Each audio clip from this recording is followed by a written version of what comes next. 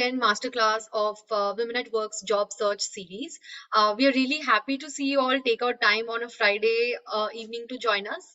But before we begin, let me take a minute to express my thanks for all the valuable feedback you've all been sharing since the first masterclass, because this session has been curated based on your input and the demands of our Arthan community.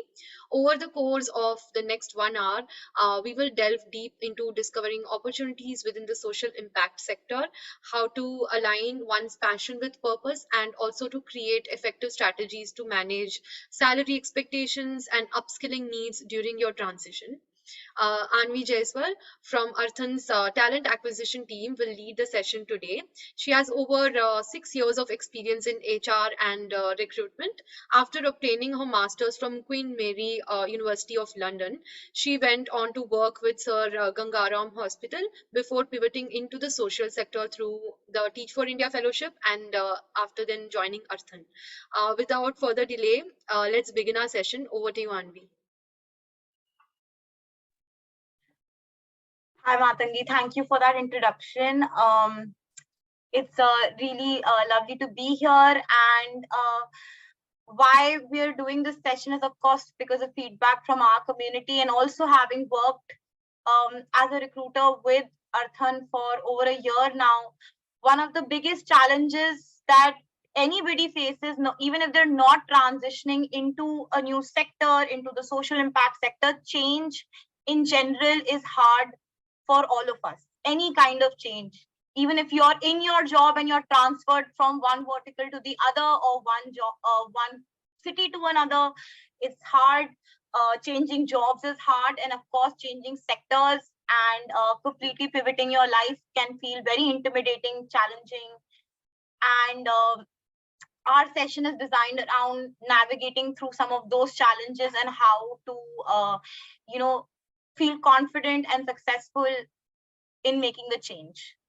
I will quickly start sharing my screen before further ado. So without further ado, let's talk about transitioning into the social impact space. Before we delve deeper into it, I just want to talk about what we do here at Arthan. We're a management consulting firm. We work towards strengthening the social impact sector in India through capacity building and consulting, especially in the human capital strategy and thought leadership part of it. This is the vertical that I'm also a part of. I'm part of the talent acquisition vertical.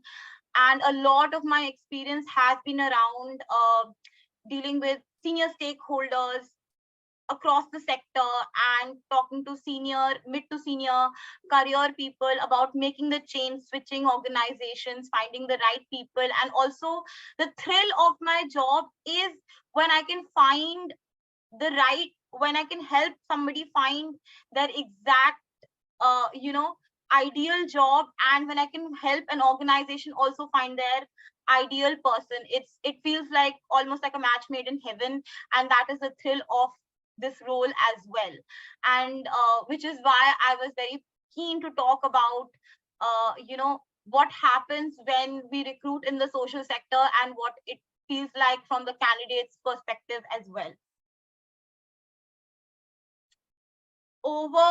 Through this session, we will be talking about different stages that come across when you choose to transition into the social impact sector. The first stage is making the decision, making up your mind that this is something that I'm going to do. This is something that I have made up my mind that this is going to happen, and how we kind of come across that decision. The second stage is preparing your profile. Recruitment is, being out in the job market is a lot like marketing. So how do you kind of put yourself out there, and what do you need to prepare so that your profile feels ready, you feel ready. The next stage is networking and outreach. Once you have put forward your applications, who should you reach out to? How should you do it? What are some things that you should keep in mind during the time where your applications are in process? And lastly is something that usually comes up when people are transitioning into the social sector, which is the balance between job satisfaction and finding meaning through what we're doing in our work. and balancing it out with compensation and what compensation structures look like in the social sector. And in the end, I would like to open the forum for some questions and answers and hopefully answer all your queries. So starting off with the first stage of, starting off making the transition into the social impact sector is making a decision. Like I said in the beginning, change is hard, and it only happens when you've mentally decided that this is going to happen, that this is something I want to do. Uh, we would like to, we like to be passionate about whatever we do, but organizations in the social impact sector for sure work towards a specific cause, a specific goal. And transitioning into the sector means that you need to also have a calling. What really pulls you towards the social impact sector? What is this one cause that is, that makes you have these questions in your mind that why is our situation like this? Why is our country like this? Why are these people like this? What is that burning question, that burning cause in your mind? And once you have decided that this is something that makes me want to transition, that is when your journey will actually start. So the first question to ask yourself is, why are you looking to change your sector at all? It's really important to have a personal mission statement. Like Matangi mentioned, I started off my career with Gangaram Hospital, and I was, fairly happy in my HR role. But I did switch to the Teach for India fellowship, and that kind of happened because as an HR person working in recruitment, working in capacity building, learning and development, I realized that there is a major gap between what is said on a CV or what degrees people hold and what skills that they are able to bring to the table. And it's not in one person or 10 people, it's a large problem in our country that education is not up to the mark. They're not skilling you. Your degree does not hold value unless you can, ferment it with a lot of skills. It has to be cemented with a lot of extra skills and capacity building yourself to get you ready for jobs. And I started asking these questions. Where is the gap? Is it in college? Is it in school? And I started realizing how privileged I have been to be, educated in the school I've been, the passion that my family has had towards my education, the kind of investment of time and energy and effort has been made to make me who I am today. And I realized that I'm one of the most privileged people around. I can count myself in the top few percentages of people who get this level of support from their schools, institutions, and families. And I realized that it's not there for everybody. Those were the questions that used to keep me up at night at my job. And then when I heard, when I realized that this is where I want to go, I started crafting my own personal mission statement, right? I've had these wonderful experiences in my life. I've realized that where I am in my life currently is a lot to do with the kind of education I've received, with the kind of skilling I've received, which has made me passionate about education in the sector, about skilling in the sector, capacity building in the sector. And I wanted to use my skills of, training and development, my skills of HR, my networking skills, my passion towards human capital and human resources, and personality traits of being able to connect with people to create a change in the education sector. That was my personal draw. And why I'm talking about this is that often when we think of social sector, we have certain ideas. Yes, I care about gender parity, or in general, climate change is bad and we have to prevent it. Or it could be, towards child welfare or education, public health. These are all these domains. But before making the decision to change the sector, you have to ask yourself, what is my cause? What keeps me up at night? What have been my experiences? You start your journey by asking yourself these questions: that what is your actual alignment? what is your personal cause. And when you can come up with your personal mission statement is when we really start this journey, because the social sector is driven in majority by a lot of passionate people who fight for their cause, who wake up every day and work towards that one mission. Yes, there are operational challenges, and there is a lot that happens throughout a financial year. Um, but the larger goal of why they are in the sector and what change they want to create is very clear in their mind, in our mind, that what we really want to do. What are we here to create? Why are we putting ourselves through the ringer, or going through it every day? What is the final mission in our mind? And that is the kind of uniqueness you need to bring in this mission statement. It has to connect with your story and your experiences. So the first thing to ask yourself is, what is your draw to the social sector? Now, this is not easy because there are a lot of causes around. Social sector organizations work towards sustainable development goals. And here they are on your screen, right? There are a lot of them, and not all organizations work just towards one. Mostly it's an intersection of different SDGs, or there's cross functionality, or they have multiple projects that may align to different SDGs. But the first thing to do is that look at these goals and ask yourself which one appeals to you the most, and why is it appealing to you? How does it connect to your personal part of your journey? Once you have your goal in place, once you have your cause in place, let's come to what the social impact space looks like. It's an umbrella term, right, which encompasses a variety of organizations. You have your non-for-profits, you have social enterprises, you have foundations, you have consulting, and of course you have impact investment and grant making. These are all part of a larger puzzle that looks towards solving problems faced in our communities, in our country, of our people. So without any of these puzzle pieces, the picture is not complete. So it's not as if working in X kind of organization is going to be better than working in Y kind of organization. What you need to ask yourself is, what kind of impact will drive you forward, right?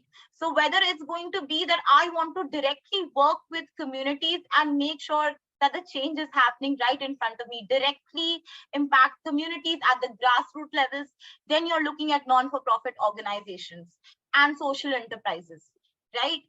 If you want to work at a larger government level on policy decisions, on lawmaking, on how things should be run in the organization, you're looking at government sector consulting, you're looking at working with think tanks and foundations who create space for impact. That's not direct impact, but it's creating space for impact. And the impact investment and grant making is about financing this sector, right? So if you come with a lot of financial expertise and you want to make sure that organizations looking to make a change are well funded, the right people have the right resources, the right programs are being run, these are the kind of organizations that you work with.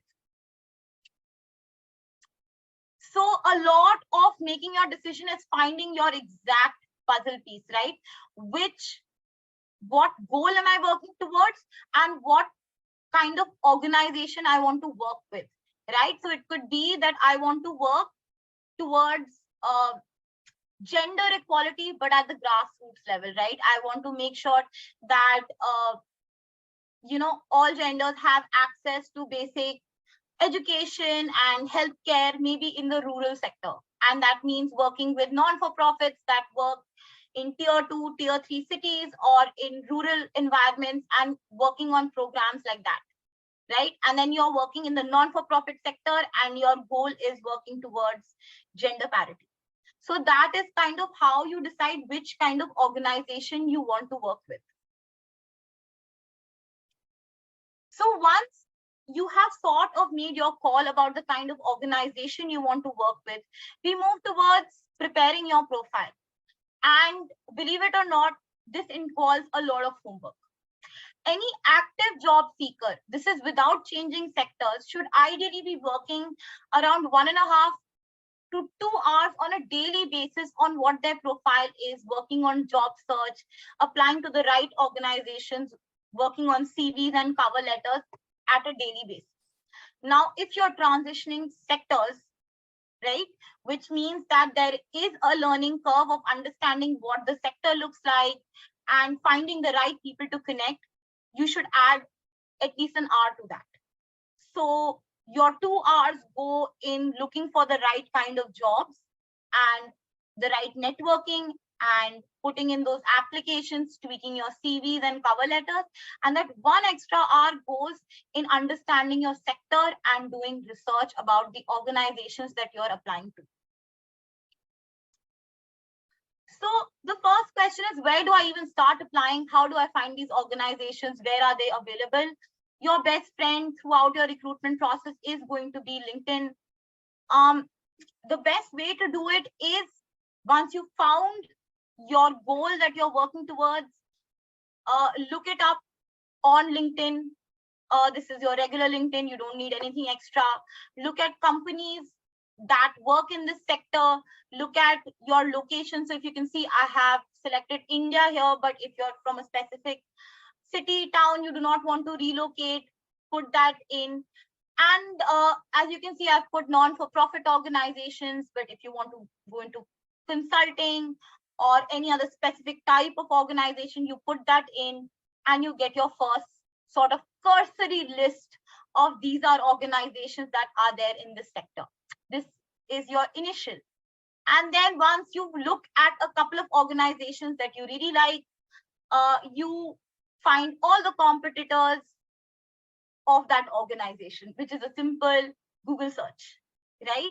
And once you have your target ideal organization, especially your top 3, it's time to become a stalker, right? You should follow your ideal target organization, follow their LinkedIn page, their website, their career pages, right? And including connect on LinkedIn with their senior leadership team, senior stakeholders, hiring managers. That is the first place, right? This will also help you do your research, because as you follow their pages and you follow their stakeholders, you will realize what are they talking about, what are questions they're asking, what jobs are open, what kind of opportunities are available, how should I craft my profile. So that is how you start your cursory job search. The second thing I want to talk about is the type of roles in the sector, right? And especially this is a challenge in the social sector, because the job titles look really different to what you would see in the corporate or even in the government space. There are different titles, there are different roles, and this can be sometimes really difficult to pass through. So there are sector specific roles that require you to come with technical knowledge, and there are functional roles. Your sector specific roles include your programmatic design roles, which include designing programs, implementing programs, research oriented roles, which require secondary research, qualitative research, quantitative research. There is monitoring and evaluation, there is consulting, sector specific consulting, and of course there is fundraising, which looks like it's going to be functional, but in the social impact sector of how the money works, this can be very, very, very specific and very technical as well. Now, for most people transitioning into the sector, myself included, making a transition into a functional role is the easier way to go. These include roles like your HR, your finance, marketing, all types of marketing, communication, business development, and technology. But what happens often is that we don't want to usually go into a functional role where, at the back end, and we do want to be part of maybe a programmatic role or a search role, or be at the front end and not in a support or a functional role in the organization. And which we feel is intimidating because it has so many technical requirements to get through to those roles. A good way to step into the sector is to pick up a functional role and use that to transition into a sector specific role. How? It's, for example, maybe you want to move into a programmatic role, right? As a program manager, senior program leader, program head at the end of it, run your own programs. Maybe you come with an experience of HR. A good thing to do is build your profile, understand what an HR does in the kind of organizations that you want to transition into, upskill yourself and curate your CV in a way that we clear some interviews and get into organizations. And now once you're in the organization, once you've completed your first 6 months, use your position to get in touch with programmatic teams, right? Meet senior stakeholders in the program teams, see how work is done, connect with them, inculcate your knowledge into programs, and take their knowledge and sector expertise into your own way of working. And what happens is that because you have this experience, HR people work towards org building, they work towards capacity building, really get into the training and development side of things and move into a programmatic role, say in the next 3 years, right? Something similar is done for finance because again, money is really important in the sector. It's all about where the funding comes from and where the funds are used. So if you do come with financial expertise, maybe you're hired as, in the accounts team or in the finance team in a functional role, but use after your 6 months, use that experience to see how is the sector, how are my programs being financed, right? How does the money work in this sector? Where is money in my organization coming into? And then transition into more of a programmatic finance role, where as a program lead, you are responsible for funding this program. You are responsible to mobilize resources for a particular program. Again, marketing is something that is required in any organization, especially in social sector where we're looking to get eyes on us, on what we're doing and what change we're creating. One of the best ways to move from marketing into a more communications advocacy sort of role is building a brand of the organization you've joined, connecting with senior stakeholders, becoming an advocate of your organization and moving into an advocacy role. This is the same of how it works in the communication field as well. Business development, come with your corporate experience of how BD is done and move into a corporate partnerships role, work with the fundraising team to see how money works, and move into a more technical fundraising role. And technology is, of course, one of the most interesting things that happens because tech is required all across the sector. Most organizations are looking to increase their input into tech. And what is happening, there is a lot of requirement of tech, of data engineers, of data scientists, of CTOs, AI specialists, machine learning specialists. A lot of social enterprises and organizations are looking to build their own platforms, app development. So there is a lot happening in the sector. And of course, if you work towards a specific goal, use your tech and develop these platforms with these organizations, you automatically start becoming a sector. Your sector knowledge increases in a very accelerated manner.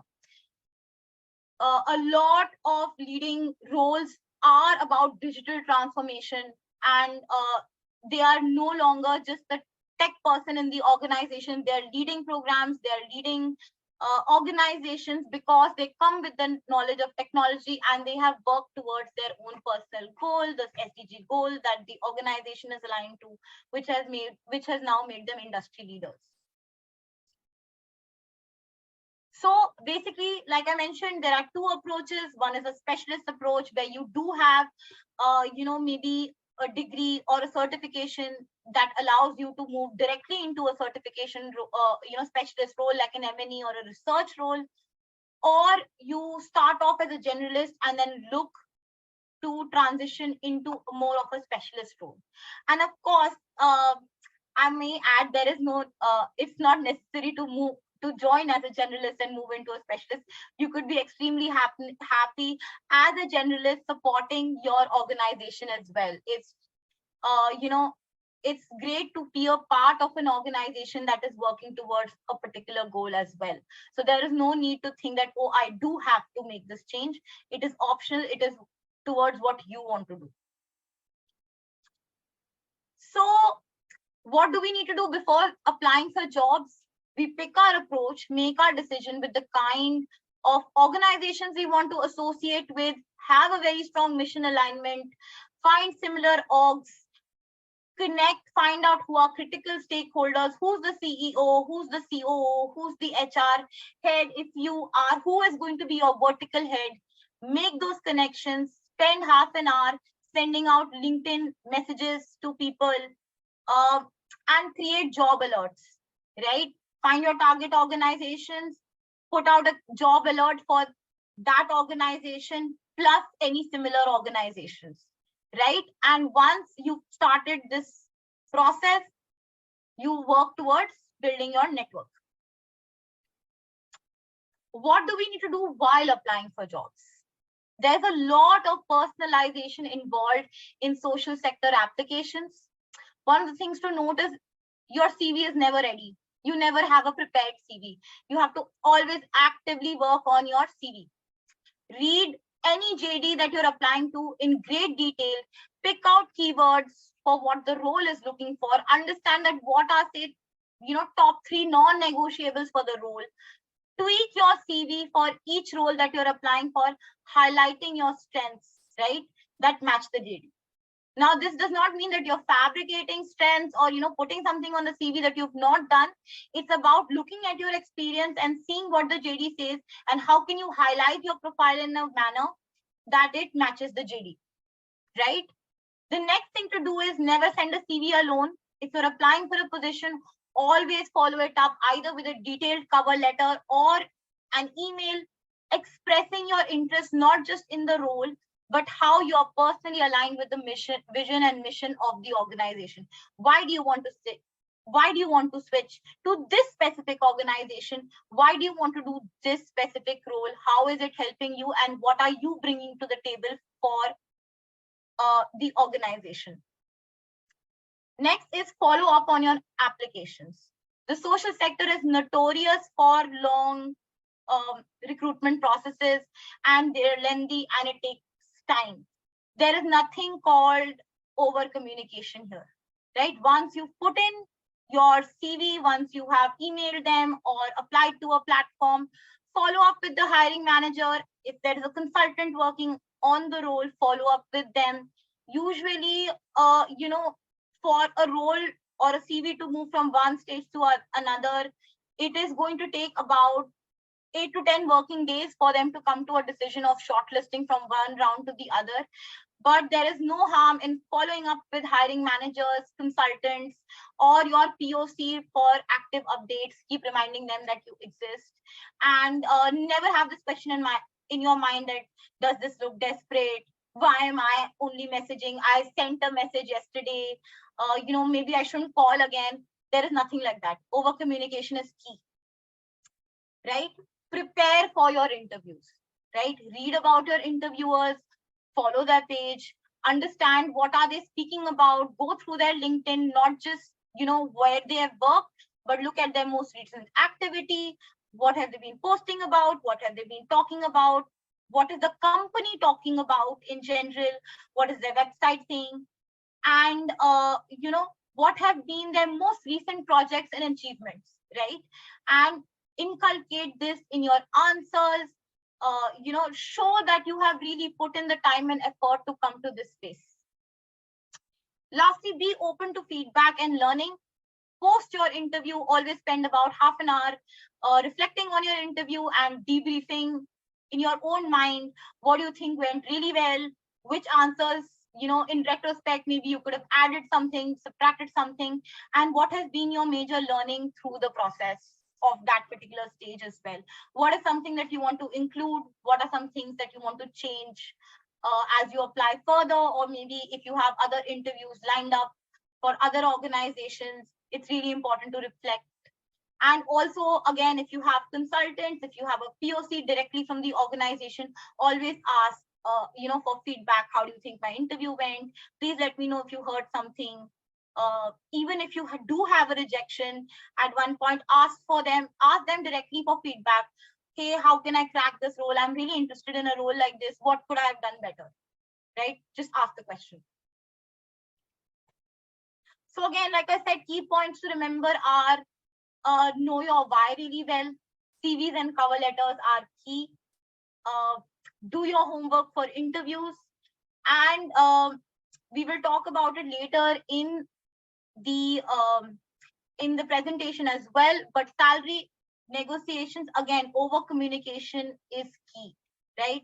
Set clear expectations, and at the end of it, go through the process with an open mind and be direct. Right? It's really important to sometimes keep an open mind and not be rigid, because we are also evaluating the organization going through the process. Last thing to remember is take it step by step, right? Give yourself time, allow yourself to learn through the process. You may be an industry expert and somebody who's maybe never even been rejected in an interview, but you are making a decision to pivot your career. So there are going to be learnings, there are going to be ups and downs. Have patience. You've made an important decision in your life, and these kind of processes are never rushed.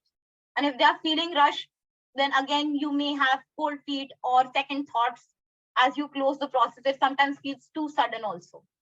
Always approach the process with a growth mindset, right? Even if things don't go wrong, focus more on reflection and learning rather than feeling that, how did I get rejected? I've never been rejected in an interview. I've always cleared it. I've had people, close roles with me in an hour, and now I'm gone through five different interviews, and then they've rejected me. Or somehow I'm not clearing the first round. Why is this happening to me? Do not feel disappointed and disheartened. It is a learning process, right? Give yourself time. Put a mental date in mind that this is the time I want to transition by into the sector. It should be at least 3 months, right? Most recruitment processes are also about 35 to 40 days. At least give yourself 3 months before questioning that maybe there's something wrong. Now that you have put in your applications and your interview processes are beginning, you're getting pre-works and assignments from different organizations. Um, this is the part where networking and outreach becomes more important. This is not the time to fall silent on your LinkedIn, right? Again, I want to reiterate that job search is sometimes like its own part-time job. And while you're applying, it's really, really important that you highlight yourself, right? While recruiters are looking at your profiles, hiring managers or reporting managers are going through your profile, your CV, your LinkedIn needs to be extremely active and live. And also there needs to be some sort of engagement with different stakeholders at different platforms, right? Again, like I said, LinkedIn is a best friend through this process. You have built your network, you have reached out to people. Now it's time to start focusing on your personal branding and creating your own presence. It takes a recruiter about 30 seconds to kind of flip through a LinkedIn profile. So what that profile says and what you're talking about is extremely important. Be very, very cognizant of what your highlight says, of what your summary reads out, and what sort of posts and activities you've had in the last, few weeks. So once you've sort of decided that this is the goal I'm working towards, these are the organizations I'm going to work towards, now you're following their pages and you're seeing what they're talking about, start talking about the same thing.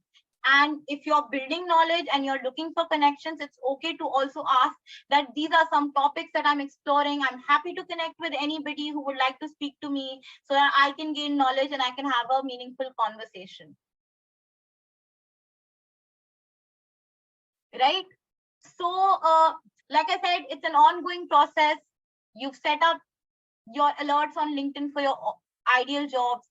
Spend at least 30 minutes every day reaching out to new connections on LinkedIn, right? And once you've connected to senior stakeholders, peers, experts in your field of interest, add yourself to different pages and groups where they talk about jobs in the social sector.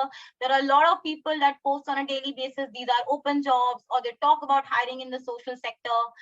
Follow recruiters in the social sector in general, whether they are consultants, whether they're directly from organizations, so that you know what sort of hiring is happening at all times. And read articles and posts from these people. It's like studying for UPSC, right? Where you have to read the newspaper every day and have a daily update on what are current affairs in the organization. It's just like that. This is your current affairs. It's really important to be updated on everything that is happening. These I put this here to kind of give an example of different organizations with really active LinkedIn pages and people that are constantly recruiting. There's always some role, some conversation that is happening. But if this is not from your target pool of organizations, uh, like I said, there are a lot of organizations for you to follow and learn.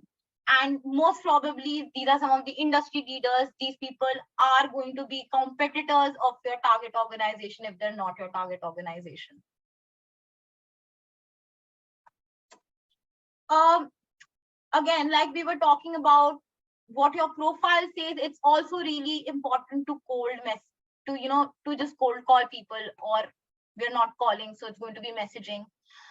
Um, I haven't spoken really about it on my presentations, but a really important thing when you are, reading articles and posts of people, you will see a lot of people conducting workshops, seminars, webinars about specific topics in the sector. So there are usually a lot of conferences on climate change, on gender, on child welfare. These things happen where stakeholders interact, where people interested in the sector are talking to each other. Find time, try and attend at least one a month if it's going to be in person, and if you are attending webinars, try and make it at least once every 2 weeks, right? Once you've gone to a space, you've gone to a conference, you've met 5-6 senior stakeholders there, this is when the cold messaging is really important. You met a stakeholder at an organization. Now you know that this is somewhere in the back of your head. It's an organization you're interested in. You've exchanged business cards. Make sure the same evening you're writing to them, right? Hi, it was great to meet you today. It was great having this conversation. I just wanted to make this connect, and it would be great if we could speak soon. This is really important, right? So anytime you make a connection, you've had some interaction, message people and really cement that relationship that you have built. Lastly, I want to talk about job satisfaction and compensation. This, of course, I can say from personal experience, it's not the case for all women, but sometimes I feel that I'm more hesitant to talk about salary and negotiation than the next person out there.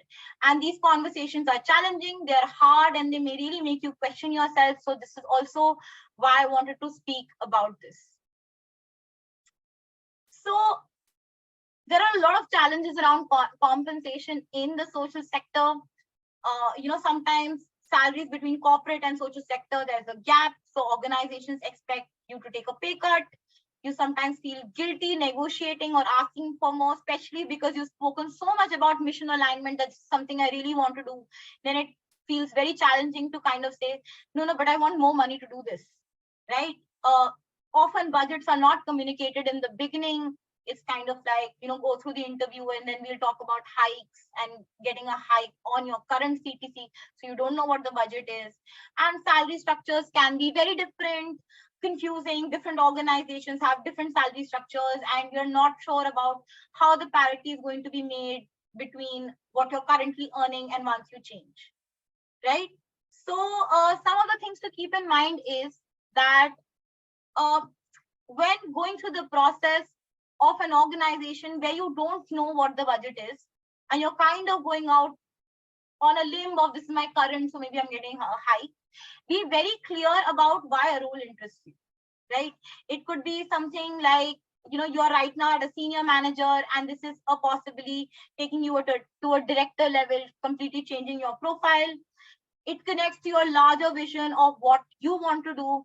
So when I made the change from TFI to Arthan, TFI being a part of Teach for All, which is a global network, and Teach for India is working across 8 cities in India, one of the largest, non-for-profits working in the education space. When I came back from London, one of my dreams was to start my own organization working towards skilling and development, right? And when I joined Arthan, which is, we've worked in the industry for about 5 to 6 years, I got an opportunity to directly work with co-founders in Rahul, Satyam, and Achal, and see how an organization is built through different stages from 0 to 10, 10 to 50, and moving forward. And it has given me the opportunity to also see how you set up organizations, what are stakeholders that need to be in place, how is BD done, how is HR managed in an organization like this, how is finance managed, what sort of people, how do you position the right people to achieve your goal. This is not something that would have been possible for me in TFI. Although I'm very mission aligned to education, this may not have been possible there because I don't get to see the larger picture of how the organization is being run. So ask yourself the question, is a role aligning to the larger vision you have? And of course, what sort of culture do you want to work in, right? Are you going to be satisfied here? Are you going to meet the right people? Will you find your tribe working in this organization? The next thing is that while they are evaluating you through a selection process, evaluate the organization, look at what the HR looks like, look at what the team looks like, who is interviewing you, try and gauge their mindset and how the team function also, right? And if there is an alignment, you like the people that you're working with, you like the role, ask sometimes, if you're still in 2 months, ask to meet more stakeholders. Hey, can I meet the CTO of your organization? Can I meet the partnerships head of your organization? I want to get to know more. Can I meet programmatic teams in your organization to, get to know the organization more? It's okay to ask for that, right? And when it comes time to discuss compensation, if an offer is not up to the mark, ask for a meeting to your major stakeholder, whether it is the HR person, whether it is your reporting manager who has been, who has taken you through the process.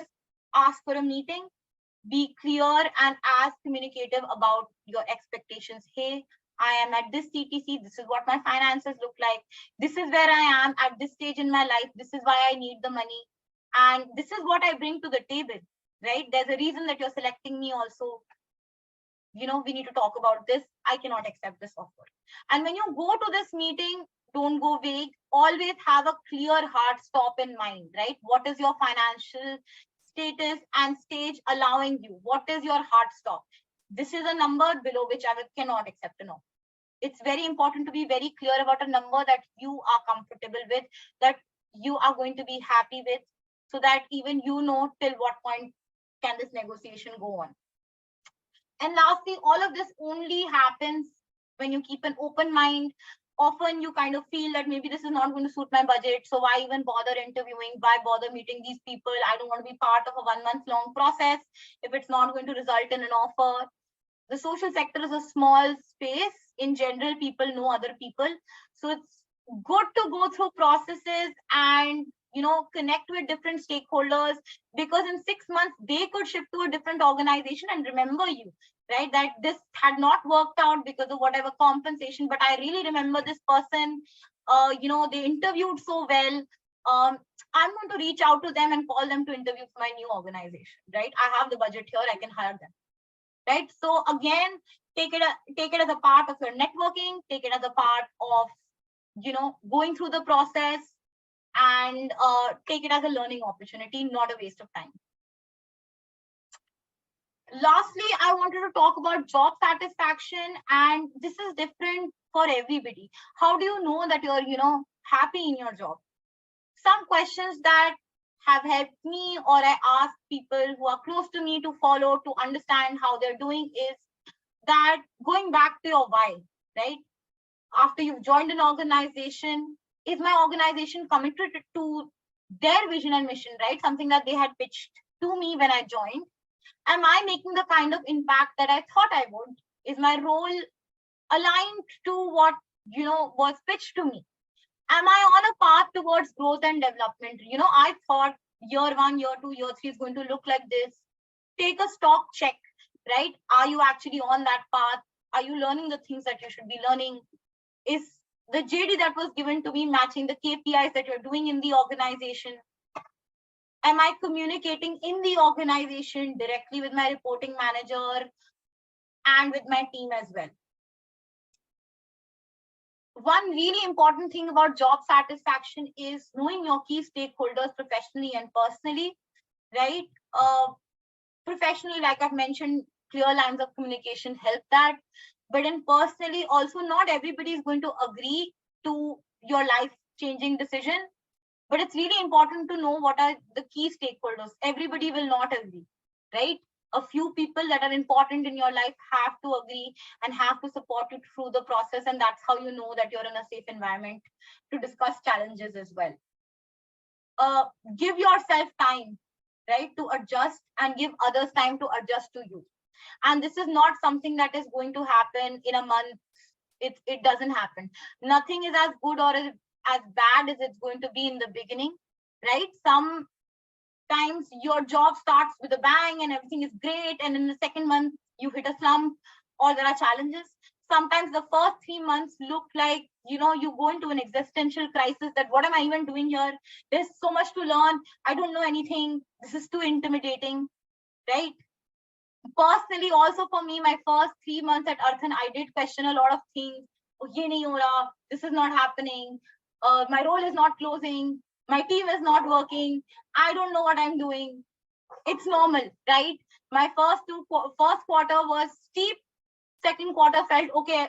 I'm getting the hang of things, and the third and fourth quarter was, personal achievements for myself. And that's how I knew I was fitting in. It took me some time to get used to the team, make friends, give yourself a year, and especially with the team, give them 3 months, give yourself also 3 months to find your people in the organization. And lastly, of course, celebrate the small victories, right? Especially when things are challenging. Everything is not going to go right because you're on a growth trajectory, you're on a learning curve, right? So even if you feel happy about a small email that you sent, celebrate it, right? Anything that makes you feel happy about your job, celebrate it, right? Because you've learned something, you've grown, and the next time you're going to feel really confident doing that. And through the real tough times, keep your eyes on a larger goal, right? Uh, it all connects to the why you made the change to the sector, right? When things are low, when things are challenging, when you're questioning yourself, ask yourself, am I still working towards my call to action? Am I still working towards my why, my vision, my mission? Is it that is what will make the whole journey worthwhile? That is going what at the end of the year going to make you feel I've successfully done it. I've working towards creating impact. I'm doing what I really want to do, right? So that is how you get that sense of job satisfaction. Uh, make it through the year before you take a real call about whether this is the right thing for you. Don't let go in the first quarter, in the first month. Give yourself that time. Give your team also that time. People who are working with you, you're also coming from a different background, different experience. So it's really important that they also have time to adjust to you.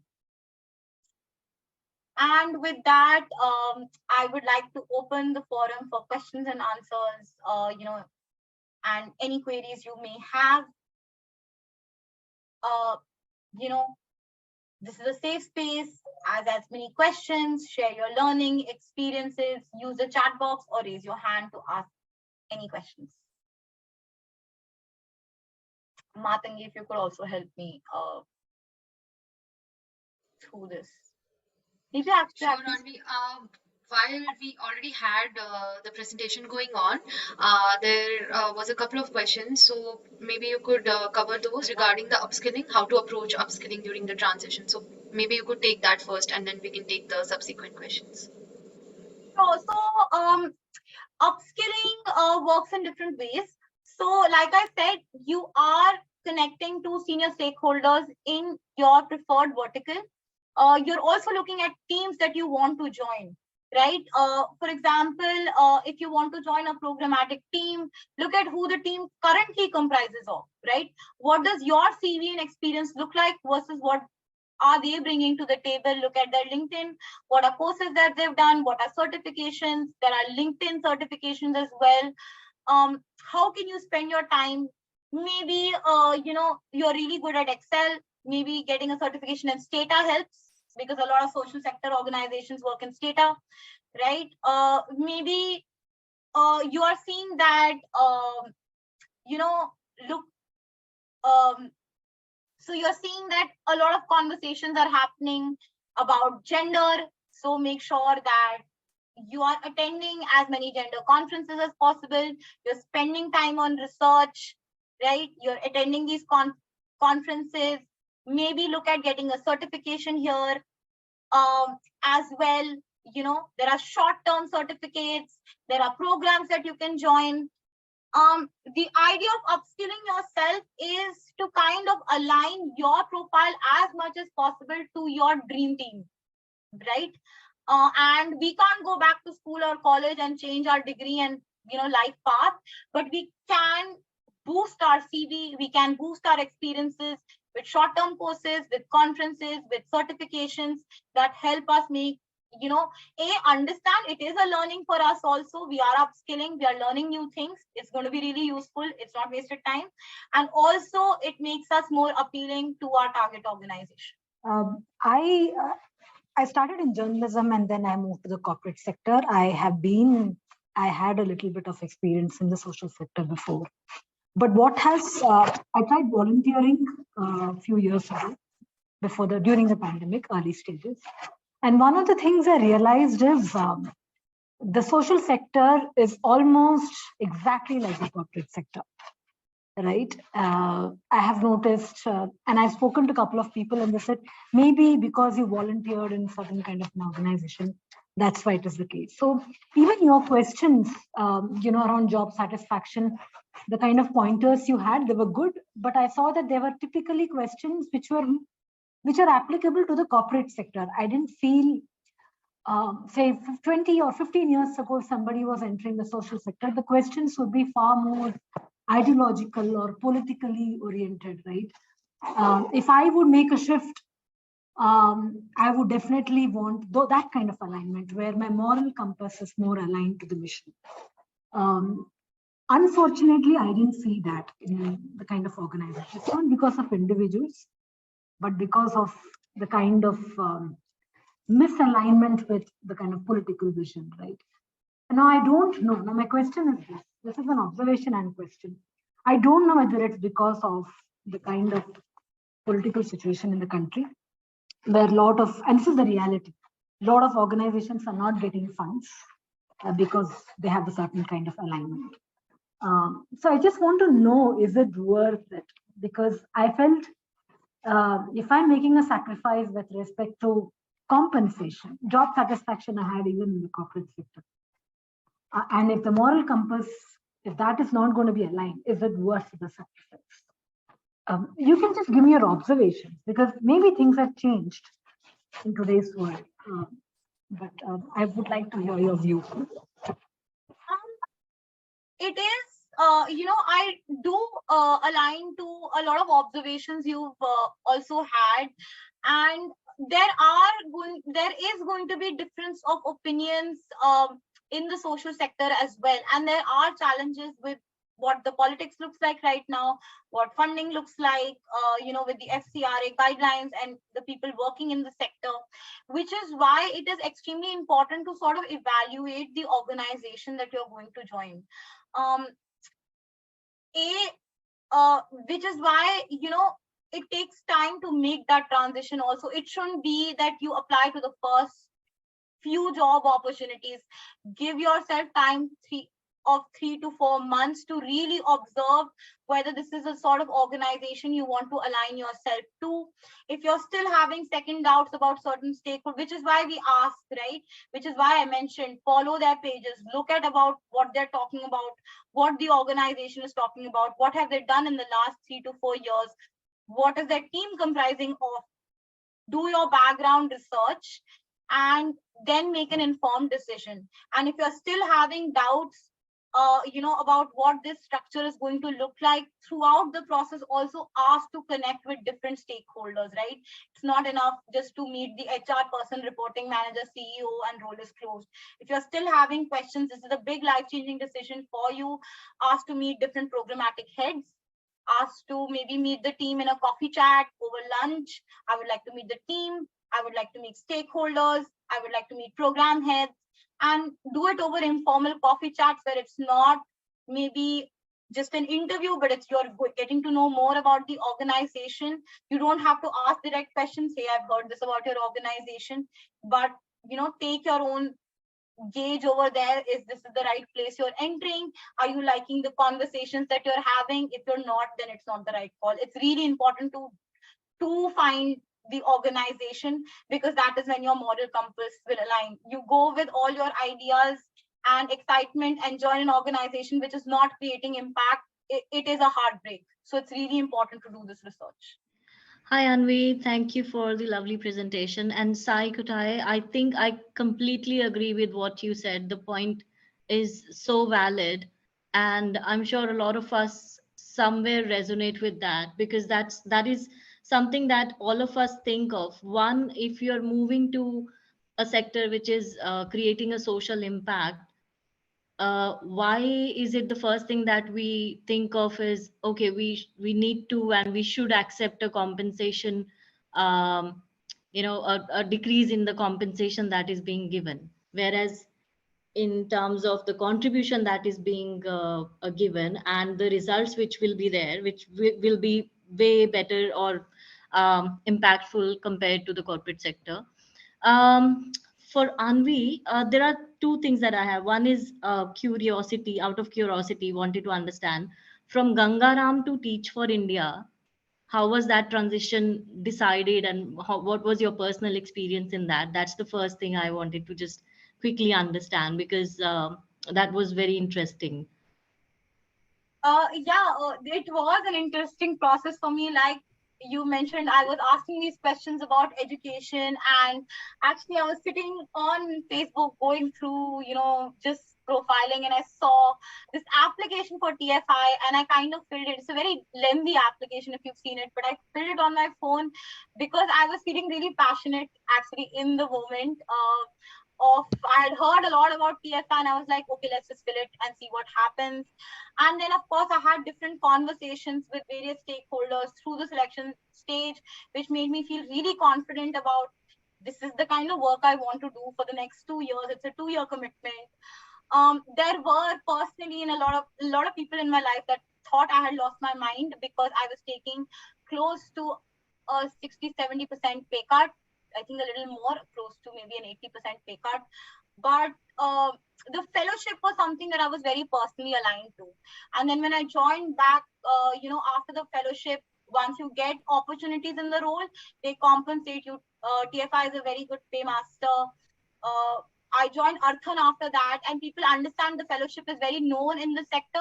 So they do kind of respect the kind of experience and salary that you get before the fellowship. They don't count your fellowship as, the CTC that you should be earning. They look at your past and then they place you, you get placed in organizations based on what you were earning previously. But it was a sort of, getting all my personal stakeholders on board that I'm going to do this. Not everybody, there were 4 close people in my life, my parents, my husband, my grandmother, that were really important, that they were aligned to this vision.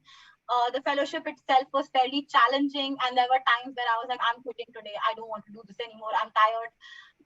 The pay is too low, the work is too much. I can't do this.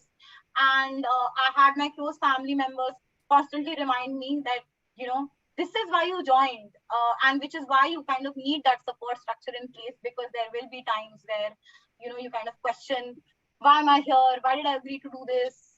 Passion is okay, money is important, I'm too tired. There are moments that you feel that, but now, when I look back at the class that I was teaching, 2 of my students have got 100% scholarship in Boston University. One has got into to Philadelphia on a scholarship as well. A lot of my students are planning to apply, and these are all people, I was teaching in Ayanagar, and, there were times where I have paid for their ration and medicine during COVID. So these are not people who can afford it. It was life changing for them. And when I look at them, I realized that it was worth it. Anytime I felt like this is not enough, when I look at my students, I feel proud that I've done this. I feel so proud of them that they were also able to inculcate, whatever they could.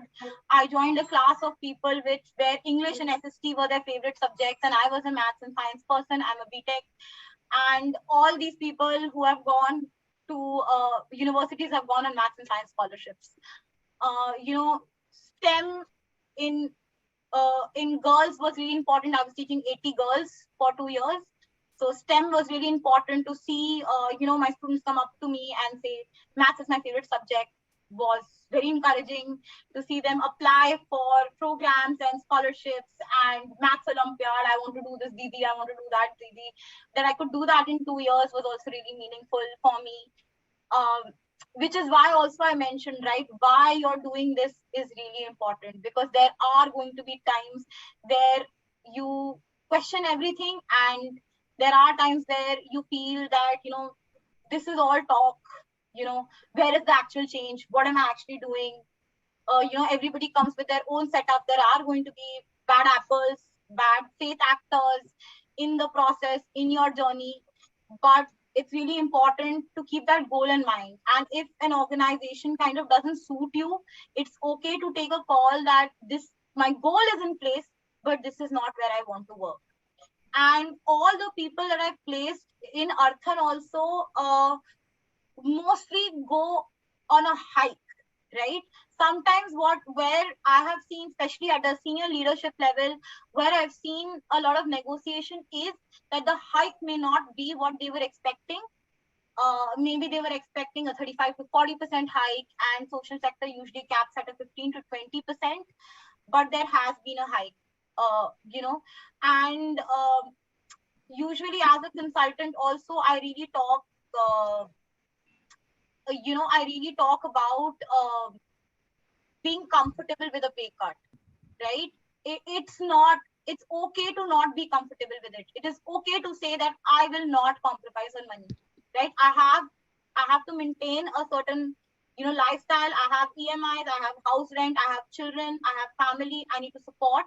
I cannot take this pay cut, right? It's okay to know your worth, which is why if you feel pressured that I can't negotiate salary and I can't, this is not happening because I will have to take a pay cut, it's not necessary at all in the sector.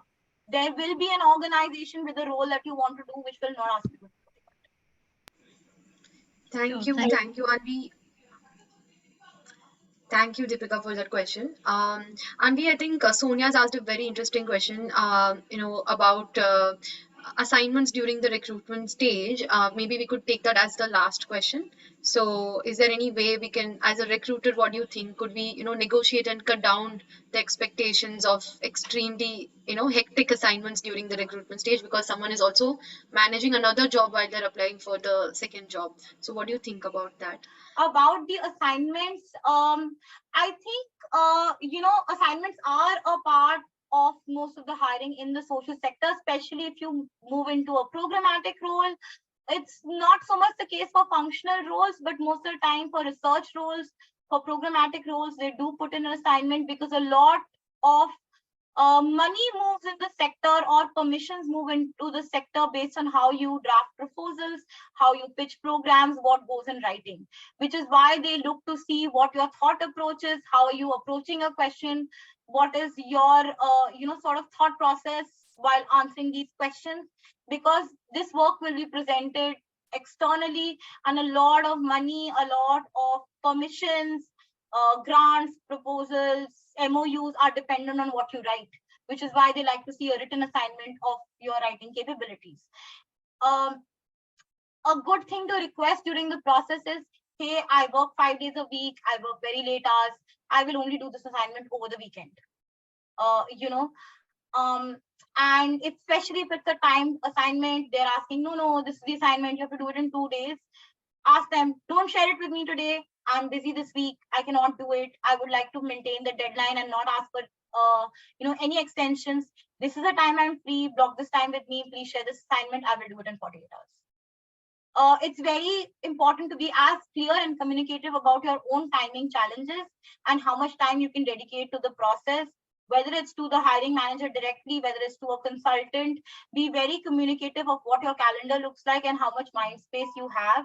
And if if it can be pushed, maybe it's an appraisal week, maybe it's you are having quarterly end meetings or something really important is happening in your organizations, push the process by a week, by 10 days.